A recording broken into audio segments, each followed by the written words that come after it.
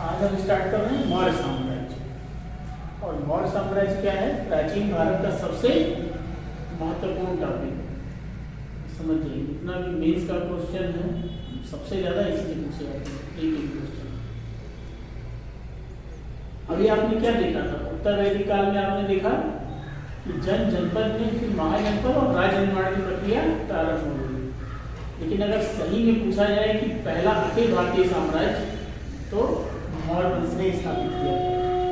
अशोक के समय तक आते आते और उत्तर में देखिए कश्मीर,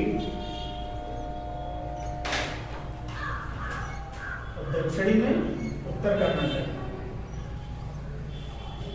पश्चिम में सौराष्ट्र गुजरात और पूर्व में बंगाल की खाड़ी।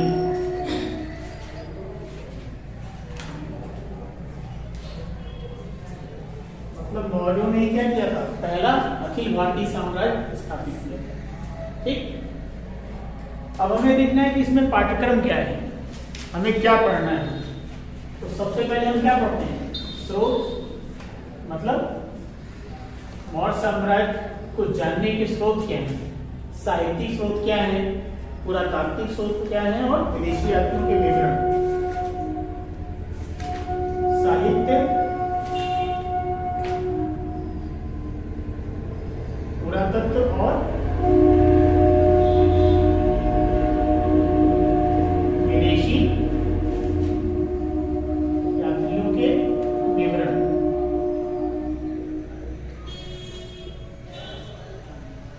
फिर हम क्या देखेंगे? राजनीतिक इतिहास। जैसे इसमें टोटल 3 शासक इंपॉर्टेंट: चंद्रगुप्त मौर्य, बिंदुसार और अशोक। क्योंकि अशोक के बाद क्या हुआ? अशोक जब शासन किया 273 से 232 तक, तो उसकी मृत्यु के 50 वर्षों में उसके साम्राज्य का पतन हुआ। ठीक है, मृत्यु के 5 ही वर्षों में। तो स्रोत के बाद हमें देखना है राजनीति।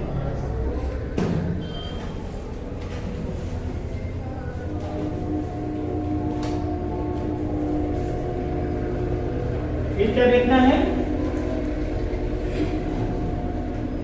प्रशासन, मौर्य का प्रशासन। इस पे भी डिबेट है, क्या केंद्रीकृत था या फिर विकेंद्रीकृत था, या फिर निरंकुश था या भी लोक कल्याणकारी। इसे हमें देखना है।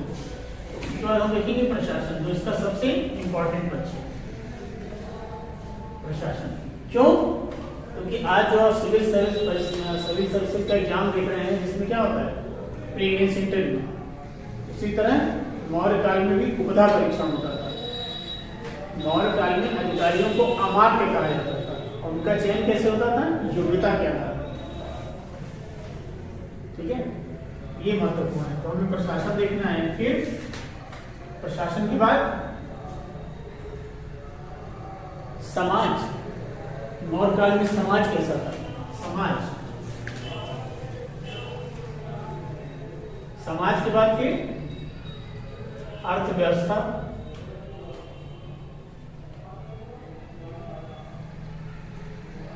अर्थव्यवस्था के बाद धर्म के बाद कला, उसके बाद सबसे लास्ट में क्या होगा? पतन, यानी मौर्य साम्राज्य के पतन के कारण।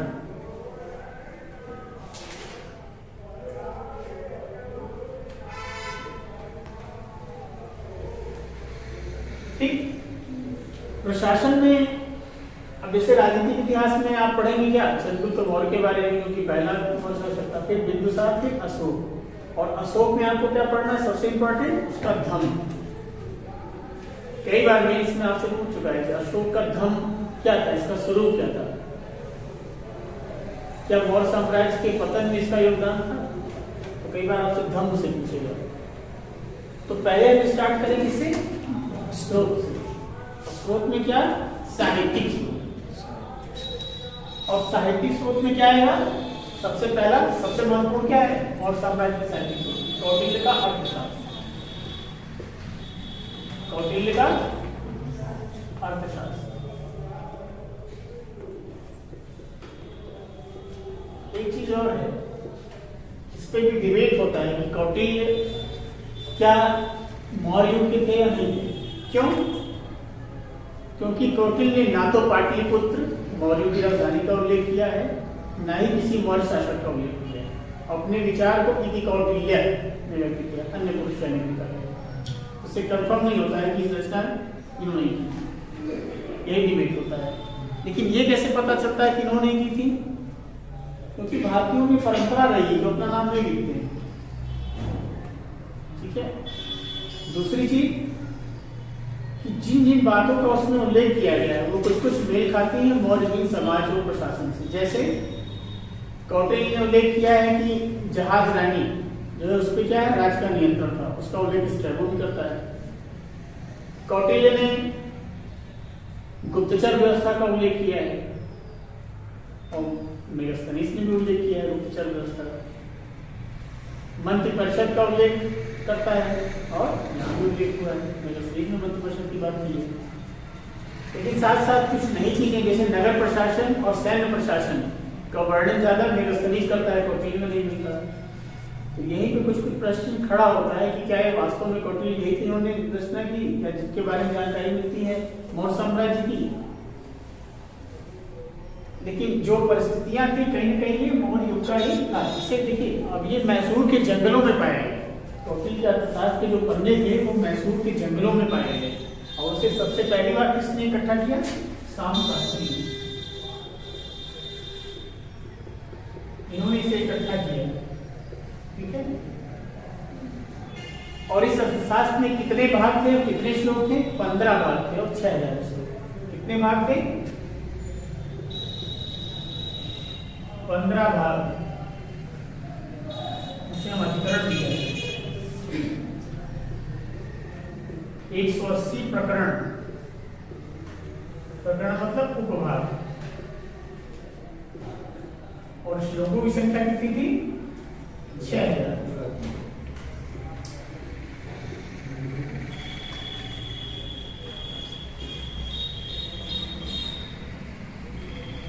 अब इसमें हमें कुछ भागों के बारे में जानकारी जाननी चाहिए, किस भाग में क्या उल्लेख है। कई बार पूछ लेता है, फ्री में आपने पूछ लेता है।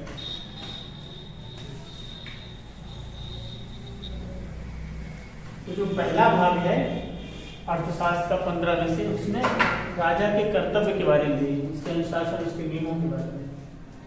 तो प्रथम भाग में क्या है? राजा के कर्तव्य अनुशासन। राजा के कर्तव्य, नियम, अनुशासन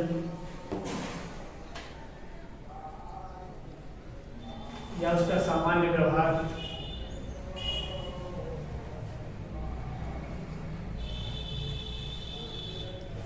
दूसरे भाग में क्या है?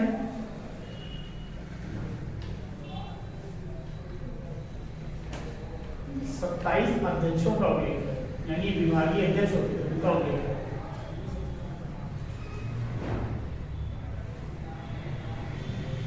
जैसे विविताध्यक्ष मतलब चारागाह का अध्यक्ष, विविताध्यक्ष कहा जाता है। ठीक है। सीताध्यक्ष मतलब राजकीय भूमि का जो प्रमुख होता है तो सीताध्यक्ष का। इस प्रकार 27 अध्यक्ष उनके कर्तव्यों की सूची दी है।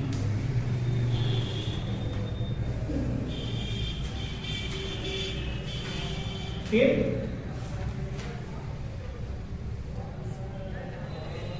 तीसरे भाग में क्या है?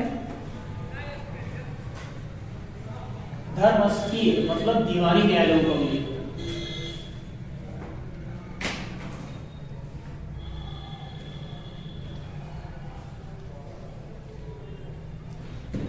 दीवानी मतलब समझते हैं ना, जो वित्तीय मामले होते हैं। और फौजदारी मतलब जो मारपीट ये सब मुकदमे होते हैं, फौजदारी। चौथे भाग में क्या है?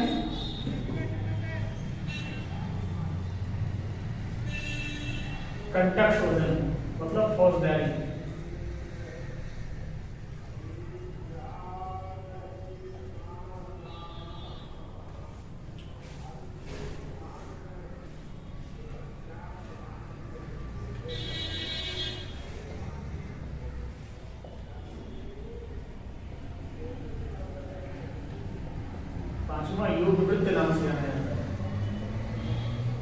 मतलब इसमें प्रशासनिक अधिकारियों के कर्तव्यों का उल्लेख है। ठीक है, जैसे संयुक्त राज्य प्रादेशिक इस तरह के अधिकारी क्या करेंगे, उसके लिए प्रशासनिक अधिकारियों का।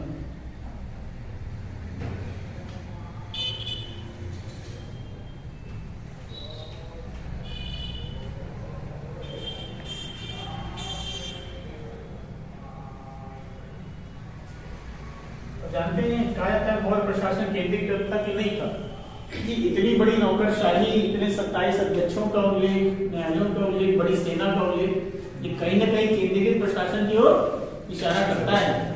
हड़प्पा सभ्यता विकसित सभ्यता थी ना, विकसित, तो हम भी अनुमान लगाते थे कि अच्छा प्रशासनिक सिस्टम रहा होगा, जो सबको सड़कों की व्यवस्था करता रहा होगा, नालियों की अच्छी व्यवस्था करता रहा होगा। उसी प्रकार मौर्य साम्राज्य क्या था, कहीं ना कहीं केंद्रीकृत साम्राज्य था, क्योंकि इतने बड़े प्रशासन की स्थापना क्यों करनी पड़ी उसे, जाहिर से इतना बड़ा साम्राज्य था।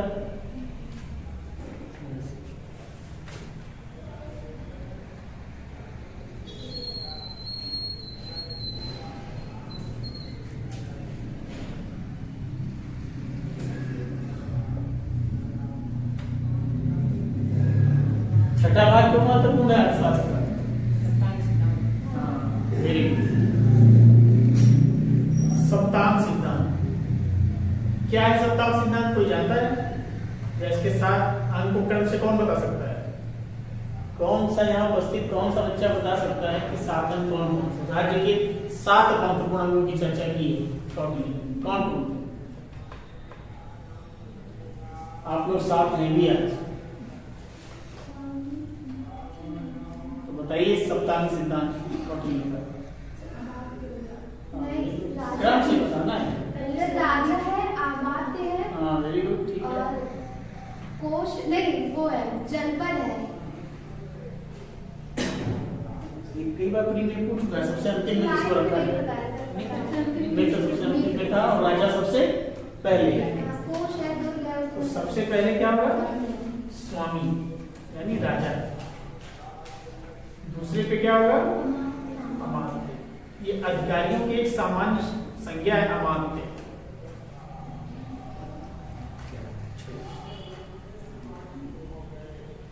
यानी जैसे आज क्या कहता है ISPC वैसे ही सुना, मौर्य काल में अमात्य कहा जाता है। सलाहकार भी हो सकते हैं। हाँ सलाहकार बता रहा हूँ।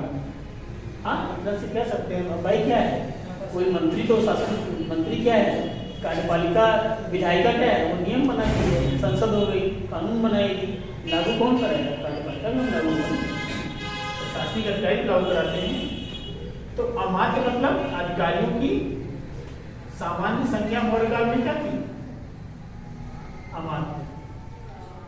अब इसको कौटिल्य ने कहा कि राज्य की आंखें हैं। क्या है?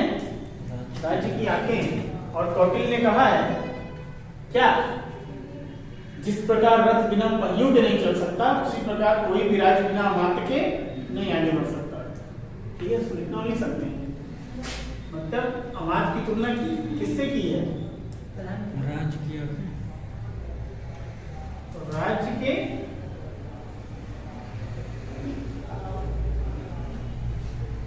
आंख से की। आंख तो राज्य के आंख से। मतलब कहते हैं कि जिस प्रकार कौटिल्य कहता है शास्त्र में कि जिस प्रकार पहिए के बिना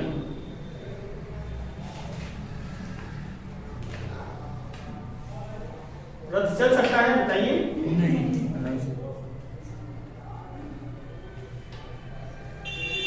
इसी प्रकार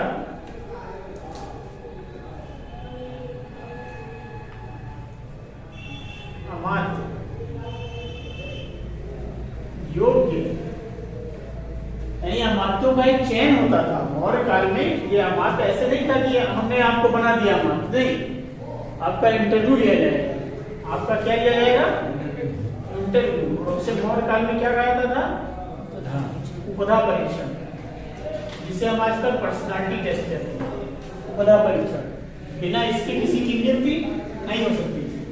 तो जिस प्रकार पहिए के बिना रथ नहीं चल सकता, उसी प्रकार योग्य अमात्यों के बिना राज्य भी नहीं चल सकता।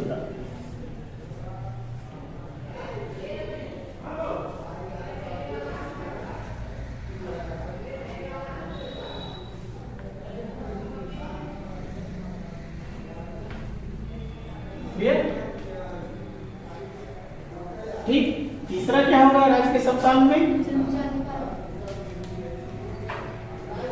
मिटा दिया जाएगा।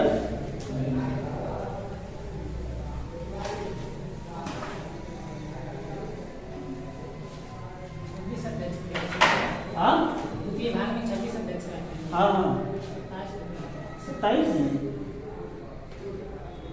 संख्या अध्यक्ष याद रखिए बस, ठीक। तो सप्तांग में कौन कौन से होंगे बताइए।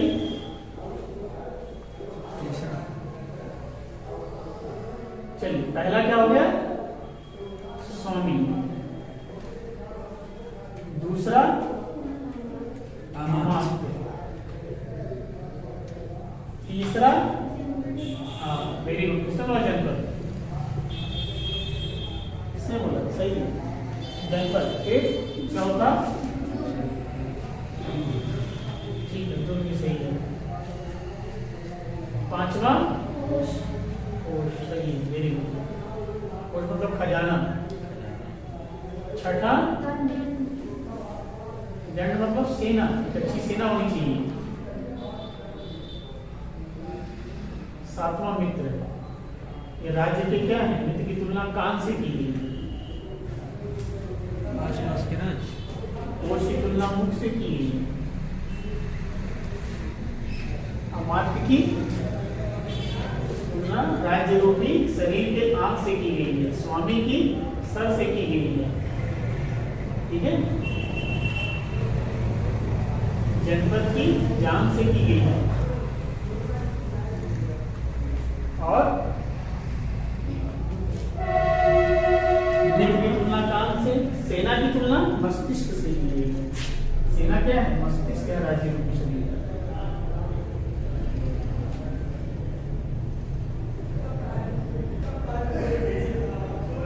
ग्रुप क्या होगा, इसकी बानी या भुजाएं,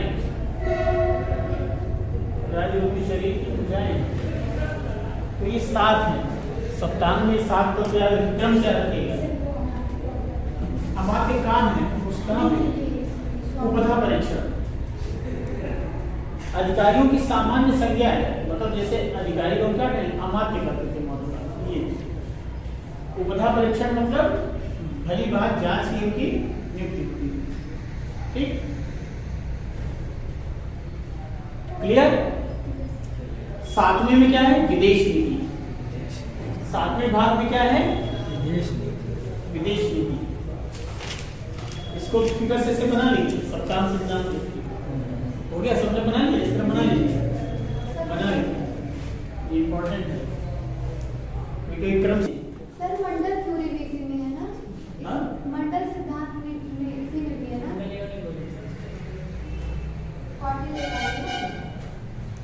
इसी में जो मंडल है सर, उसमें सप्तांग सिद्धांत है। ये होगा, वही आप कह रहे हैं। उसके जैसे हर एक भाग का एक नाम दिया गया है, जैसे 5वें का योग वृत्त है, जैसे 6ठे का ये कहा गया होगा मंडल है। उसको आप मत याद रखो, वो आपसे नहीं पूछा जाएगा, कभी नहीं पूछा जाएगा।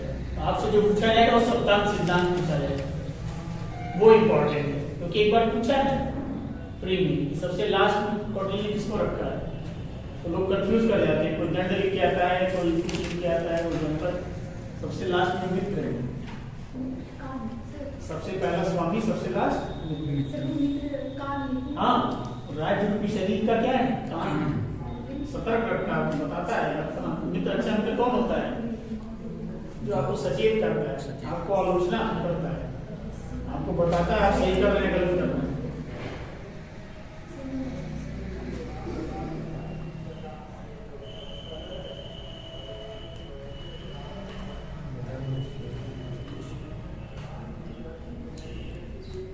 एक अच्छा मित्र हम सबको होना चाहिए सर।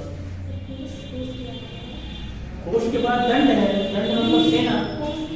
मुख, मुख राज्य रूपी शरीर का मुख, हाँ मुख से तुलना की गई। सेना की मस्तिष्क से तुलना की गई। मुंह और क्या, और कौन सा मुख?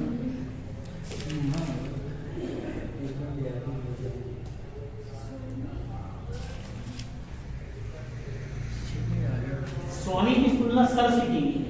सर ही कट जाए कुछ बचेगा ही नहीं। राजा नहीं तो राज्य क्या करेगा, लोग छीन लेंगे।